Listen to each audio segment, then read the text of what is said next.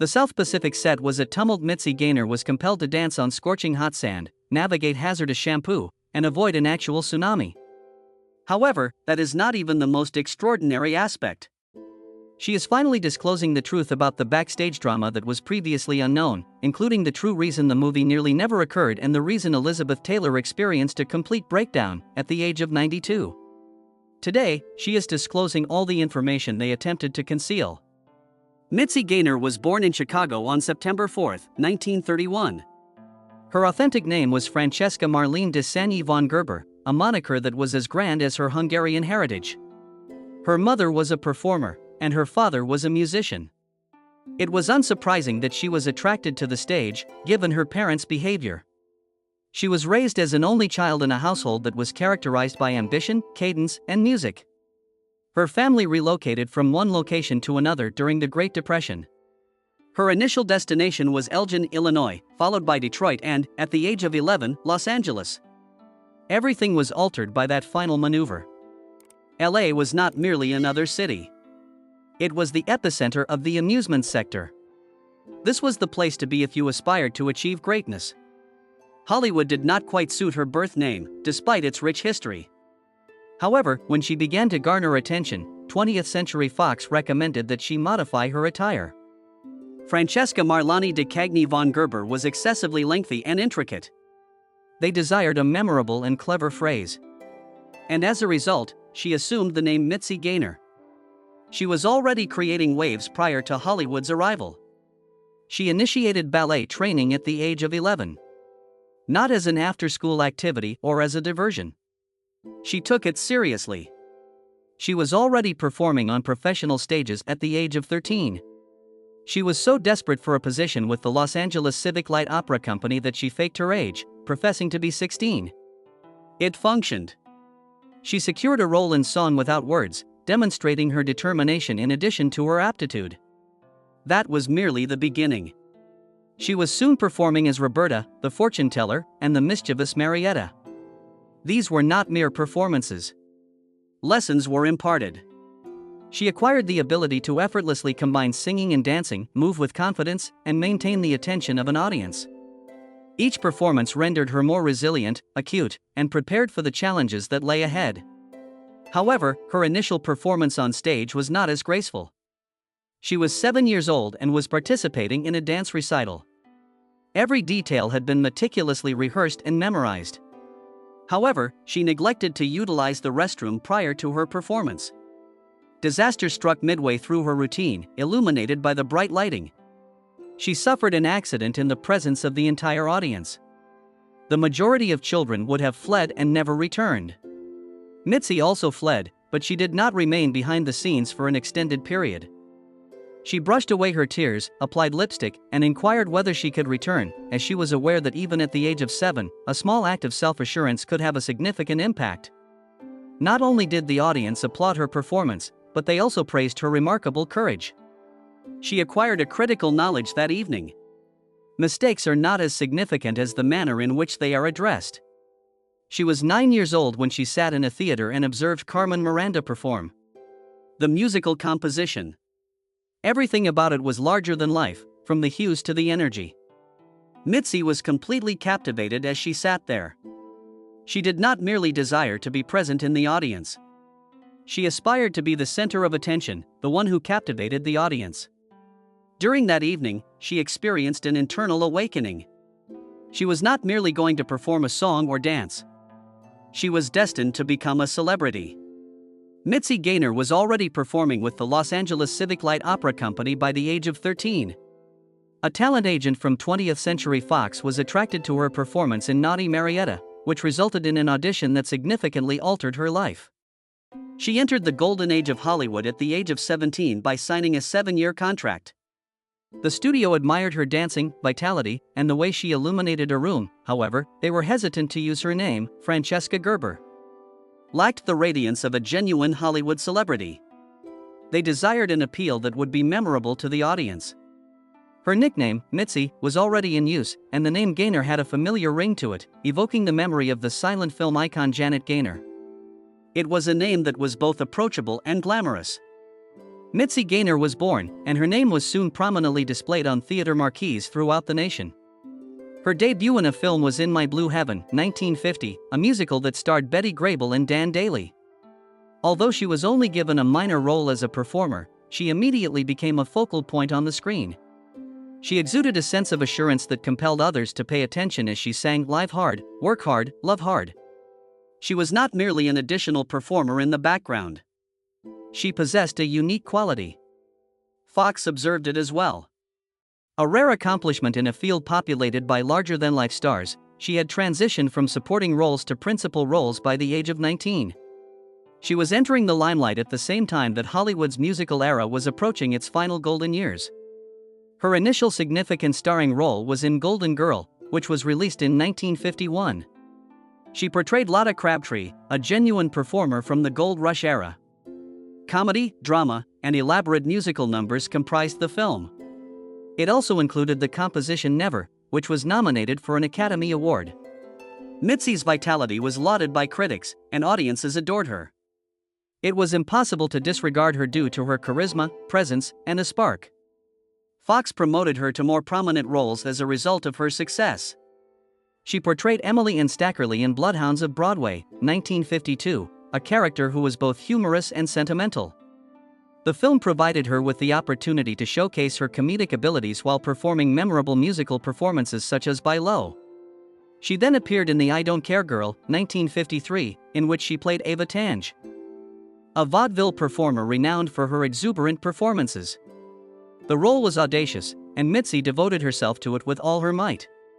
The film was a commercial success, grossing $1.25 million at the box office, which is equivalent to over $13 million in today's currency. Mitzi Gaynor possessed a unique quality. She was not merely gifted. She possessed a unique vitality that rendered her unforgettable. It was impossible to disregard her, whether she was dancing across the screen or interacting with Hollywood's most prominent figures. She was encircled by legends, including Marilyn Monroe, Ethel Merman, and Donald O'Connor, in 1954's There's No Business Like Show Business. The film was Fox's inaugural musical to be filmed in CinemaScope and deluxe color, and it was a visual spectacle that was loaded with breathtaking performances. Gaynor illuminated the screen from the time she appeared as Katie Donahue, a member of a vaudeville family. One of her most memorable performances was with Ethel Merman in A Sailor's Not a Sailor, Till a Sailor's Been Tattooed. It was lively, energetic, and brimming with character. Gaynor had the ability to make one's life seem effortless. Critics frequently contrasted her with Monroe, who possessed a seductive allure that attracted attention in numbers such as Inferno. However, Gaynor stood out in a unique way.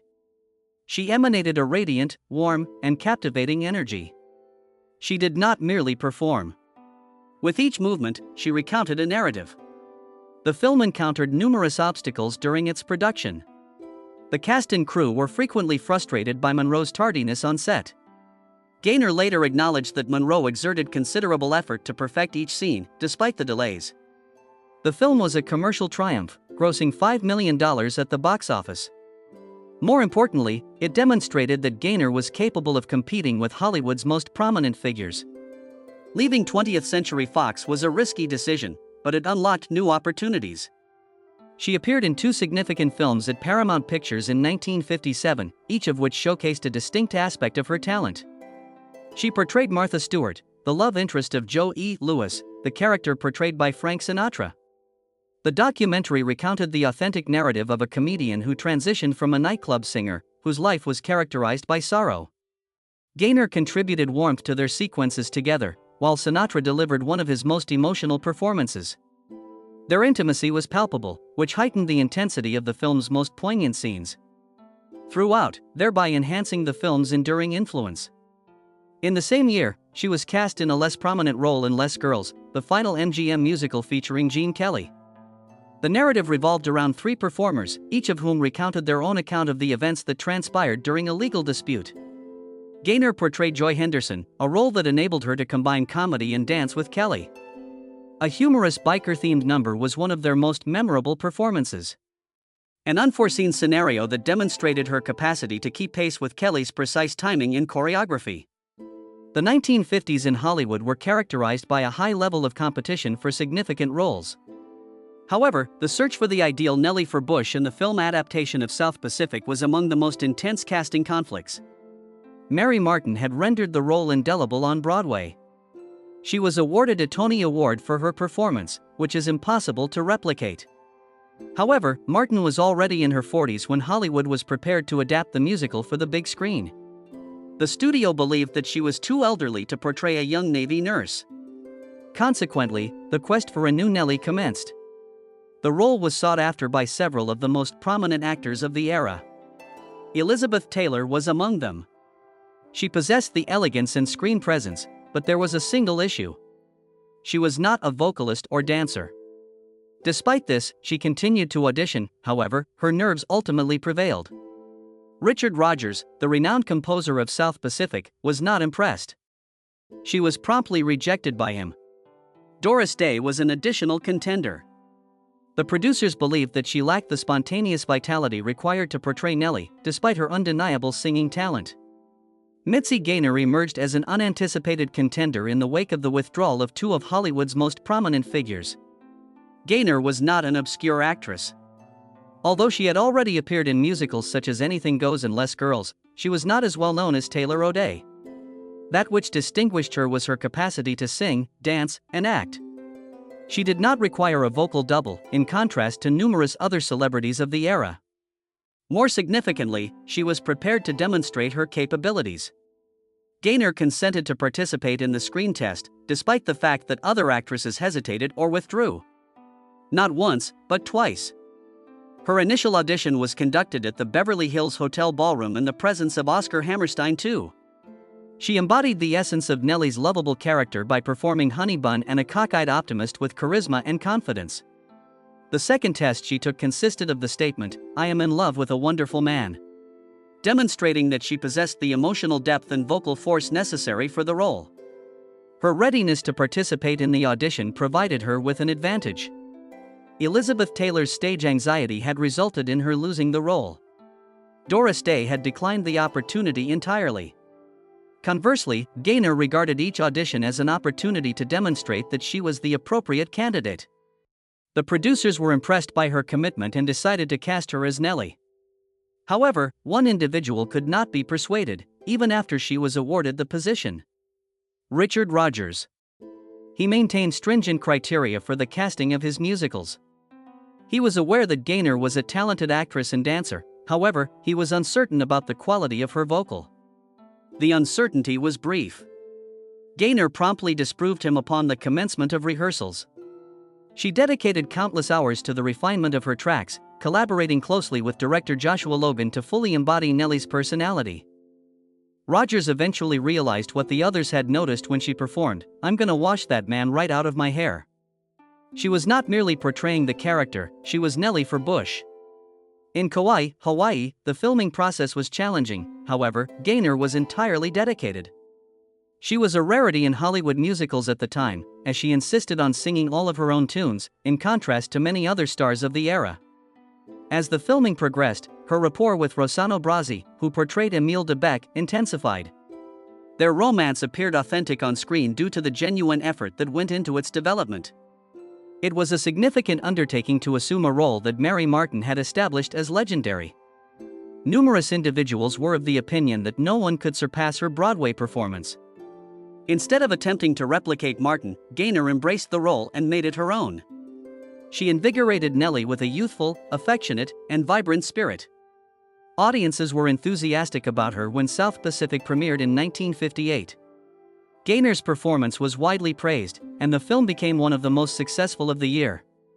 Richard Rodgers, who initially harbored reservations regarding Gaynor's appointment, ultimately conceded that it was the appropriate choice. The production of South Pacific on Kauai in 1957 was intended to be a fantasy come true. The island was characterized by its verdant mountains, golden beaches, and idyllic tropical setting. However, the production rapidly devolved into a logistical catastrophe. The weather was unpredictable. The crew was compelled to cease photography when a sudden rainstorm suddenly rolled in, following a brief period of clear skies. And this resulted in a significant issue with continuity. The weather fluctuated between takes, resulting in a significant shift in the lighting in certain sequences. It is also evident in that there is nothing like a dame sequence, where certain images appear bright and sunny while others are darker and overcast. Subsequently, the tsunami warning was issued. A colossal tidal surge struck the north shore of Kauai on March 9, 1957. Residences were demolished. The Kalahoi Bridge collapsed, obstructing access to critical filming locations. Trucks transporting equipment became stranded, necessitating a complete cessation of production. Equipment transportation to the island had been a challenge even prior to the tsunami. Flights to Kauai were exceedingly uncommon in 1957. Before they could even reach the set, numerous cast and production members were required to wait in Honolulu for days. The filmmakers persisted in their efforts, despite the overwhelming odds. Matte paintings and process shots were employed to compensate for the absence of outdoor images due to inclement weather. Delays incurred thousands of dollars for 20th Century Fox, however, the outcome was worthwhile. Kauai was established as a premier filming location due to the film's breathtaking imagery. Films such as Jurassic Park and Pirates of the Caribbean would emulate it in the years that followed. However, the production encountered more than just natural disasters. The utilization of color filters during musical sequences was one of its most contentious decisions. Director Joshua Logan aimed to replicate the dramatic lighting of the stage production. So, cinematographer Leon Shamroy directly applied vibrant color filters to the camera lens. Throughout Bali High, the scene was rendered almost hallucinatory by a deep magenta filter. In order to intensify the romance, certain numbers, such as Enchanted Evening, were illuminated with golden or slate green tints. Audiences were fragmented. Rodgers and Hammerstein expressed their dissatisfaction with the effect, asserting that it detracted from the music. Some spectators found it to be overwhelming, even mistaking it for a technical malfunction in the theater. Additionally, the filters resulted in certain scenes appearing murky rather than mystical. Logan justified his decision by asserting that the filters served to obscure cloudy heavens and maintained uniformity in the visuals. The question of whether it was a courageous artistic decision or an unnecessary distraction continues to be debated. However, regardless of one's opinion, the film would be incomplete without it. The South Pacific presented Mitzi Gaynor with an entirely distinct challenge. She was renowned for her dancing in musicals such as There's No Business Like Show Business, but this character did not provide her with enough opportunity to showcase her abilities. The role of Nellie Forbush necessitated a greater emphasis on singing and acting, with only a handful of dance sequences. She was occasionally irritated by the film's choreography, which prioritized group numbers over soloists. Even the most basic movements became challenging. Shooting on Kauai's beaches, particularly Lumahai Beach, necessitated contending with uneven sand and dispersed rocks. It was practically impossible to dance on that terrain. Nevertheless, Gaynor's vitality persisted. Her performance was well received by the audience, and she subsequently expressed her gratitude for the opportunity to exhibit her voice, despite the fact that she missed dancing more. Her most renowned scene, I'm going to watch that man right out of my hair, nearly did not transpire. She was required to perform and dance under a shower of water at Lumahai Beach, where the number was filmed. However, the shampoo they employed caused such severe eye irritation that production was halted. A crew member hurried to Lihu, traveling a round journey of 2 hours, in order to acquire Johnson & Johnson's baby shampoo. The scene was spared by that expeditious resolution. Another concern was the water itself. The temperature was frigid, despite the tropical environment. Gaynor was required to endure frigid showers during numerous takes, all the while maintaining a positive demeanor on camera. Additionally, timing proved to be problematic.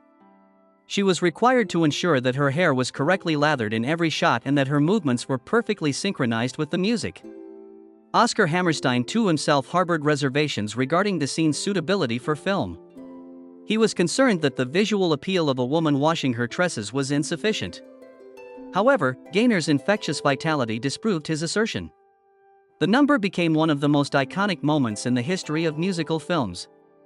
Gaynor and her co-star, Rossano Brazzi, shared an effortless rapport off-screen. Their playful camaraderie on set contributed to the authenticity of their romance in the film. Brazzi, who portrayed Emile de Bec, was a limited English speaker at the time, and his vocal voice was dubbed by opera singer Giorgio Tozzi. Because of this, he had been hesitant to accept the role, however, his sophisticated on-screen presence rendered him the ideal candidate. He frequently made fun of Gaynor's boundless energy while she teased him about his thick Italian dialect. Their companionship rendered their extended days on set more pleasurable, and their bond was effectively conveyed on screen. Despite the fact that audiences later discovered that Brazzi was not the one singing the enchanting evening, it did not affect their enjoyment. The scene continues to be one of the most romantic moments in the annals of musical films. Mitzi Gaynor believed that South Pacific would revolutionize everything. The 1958 film was an enormous triumph, grossing more than $36 million globally. She was the sole principal actor in the film to perform her own songs and was nominated for a Golden Globe. South Pacific became one of her final significant films, rather than opening avenues. She appeared in only 3 additional films following the film's release, none of which were musicals. Happy Anniversary in 1959, Surprise Package in 1960, and For Love or Money in 1963. In retrospect, she acknowledged that she was more suited to live performances than the large screen. Hollywood may not have provided her with the roles she desired, but she was not about to vanish. She discovered a new stage. Variety programs were ubiquitous during the 1960s, as television was experiencing a significant surge. Gaynor established herself as a fixture, introducing her unique blend of comedy, dancing, and singing to millions of households. Audiences adored her, as she was an authentic entertainer. On February 16, 1964, she experienced one of her most significant experiences. She was the featured performer on The Ed Sullivan Show that evening. During the Beatles' second U.S. performance, Gaynor was the star of the show, despite the fact that over 70 million individuals were viewing. She performed a medley of Birth of the Blues and When the Saints Go Marching In, as well as Too Darn Hot and The More I See You. She maintained control of the stage, despite the fact that Beatlemania was engulfing the nation. She observed the industry's rapid transformation firsthand from behind the scenes. The Beatles were youthful, inexperienced, and revolutionizing the music industry. Her own choreographer mistakenly identified Paul McCartney as one of the children on stage due to his childlike appearance. However, Gaynor refrained from being intimidated. She adjusted. She began hosting her own television specials, incorporating humor, dance, and music in a manner that was both innovative and thrilling. These programs achieved immense popularity, demonstrating her ability to excel in any format and receiving Emmy nominations. She then proceeded to go even further.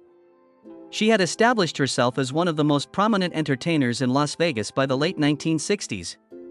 Her performance at the nightclub was unparalleled. She earned $45,000 per week by performing at the Riviera and the Flamingo. Gaynor delivered a performance that was truly exceptional, despite the unprecedented sum. Dazzling. Her signature style was influenced by the breathtaking costumes that legendary designer Bob Mackie created for her. Critics described her performances as both impeccable and devastating. Life magazine articulated it most effectively. She had initiated her ascent from the summit and continued to ascend. She achieved historical significance in 1970. She was the first woman to receive the Las Vegas Governor's Trophy for Star Entertainer of the Year. Now, she has conquered the largest live stage in the United States, in addition to her success in film and television. Although Hollywood had transitioned from musicals, Gaynor had discovered novel methods of showcasing her talent. Mitzi Gaynor revolutionized television during the 1960s and 1970s with a succession of extraordinary specials that established her as a household name. She was more than just a movie star, as evidenced by her 16 Emmy nominations over the course of 9 programs. She was unparalleled in her ability to entertain, dance, and perform. 2 of these specials were recognized as cultural landmarks. Mitzi, a 1974 musical that paid homage to the American housewife, was a light-hearted depiction of domestic life that combined humor with elaborate musical performances. Mitzi, What is Currently Fashionable and What Is Not, in 1978, conducted an amusing examination of evolving trends through the medium of music and dance. Her success was significantly influenced by her collaboration with Bob Mackie, a designer who possessed the ability to elevate a performer's performance. Mackie, who was frequently referred to as the Sultan of Sequins, designed costumes that were as spectacular as the performances themselves. In 1966, he initiated their partnership by creating her Las Vegas stage performance. He became an indispensable component of her image from that moment forward. Throughout the years, I have created hundreds of breathtaking ensembles. His costumes were adorned with intricate beadwork and sequins that glowed under the stage lights, and they were flamboyant, colorful, and reflective. Her dance performances were rendered even more captivating by the fact that each garment was engineered to synchronize with her movements. In 1976, he was awarded an Emmy for his work on Mitzi, Roarin' in the 20s. He developed some of his most striking designs for Mitzi, Zings into Spring a year later. Together, they revolutionized the design of television costumes, demonstrating that fashion was not solely about looks. It may be an integral component of the performance. Despite her phenomenal success on television, Gaynor never lost her passion for live theater. In 1989, she returned to the stage to portray the main character of Reno Sweeney in a national tour of Anything Goes. Her vitality was unwavering, despite the fact that she was nearly 60 years old. Some individuals questioned whether she could continue to manage the demands of a large-scale musical. However, she not only managed them, but she also took ownership of them. The tour commenced on September 12, 1989, at the Orange County Performing Arts Center and subsequently traversed North America to locations such as Seattle, Toronto, and Nashville. It was demonstrated by the performance that she maintained the same level of star power that had initially garnered her recognition. She delivered performances that were nothing short of spectacular, and every night, audiences surged to their feet to cheer her on. This was not merely a return to the stage. It served as a reminder that genuine talent is eternal. In 2009, she returned to Kauai to commemorate the 50th anniversary of South Pacific, which was one of the most emotional instances of her later career. The visit evoked a flood of recollections, as she had not returned since the filming concluded in 1958. The island had served as more than merely a filming location. It had become an integral component of her narrative. The film's most iconic moments were staged in the lush landscapes of Kauai. At Lumahai Beach, she sings, "I'm going to wash that man right out of my hair," acted as a substitute for the enigmatic Bali High. The process of filming was not without its obstacles. Delays were precipitated by unpredictable weather conditions.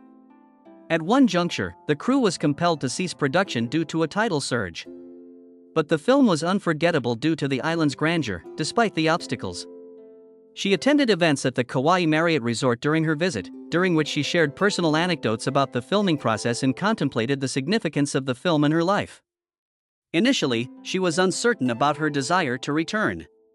She was concerned that the memories would be too overwhelming. However, upon her arrival, she was overwhelmed with feelings of gratitude. Fans greeted her with arms wide open, and the island appeared to be unchanged. On November 18, 1954, in San Francisco, Mitzi Gaynor married Jack Bean. She was departing from her contract with 20th Century Fox, where she had been a rising figure in musicals such as Show Business and There's No Business. At the time, Hollywood was evolving, and she was as well. Bean made a courageous decision as she was determining her next course of action.